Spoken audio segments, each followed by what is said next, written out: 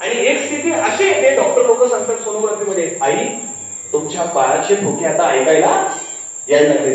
कारण ज्या वेळेला त्या बाळाच्या अंतःकरणामध्ये जीव भरला जातो, तसं वनस्पतीमध्ये सुद्धा एखाद्या वनस्पतीला समजा पेरूचं झाड, त्या पेरूच्या झाडाला जर पेरू लागला, त्याच्यामध्ये जीव भरण्याचं जर काम कोण करत असेल तर तो चंद्र करतो. जर आकाशात चंद्र असेल तर समजायचं जेवढे वनस्पती तेवढे वनस्पती अन्न निर्माण करतात, त्याच्यामध्ये जीवाची निर्मिती होते.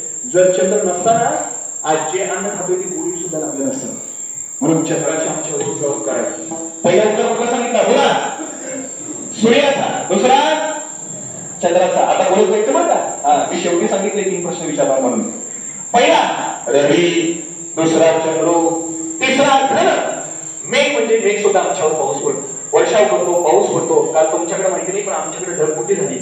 आमच्याकडे एवढा पाऊस पडतो, आम्हाला 15 दिवस पिकनिकला जावं लागतं. पिकनिक म्हणजे फिरायला ना, पूर आल्यावर कुठं जातात?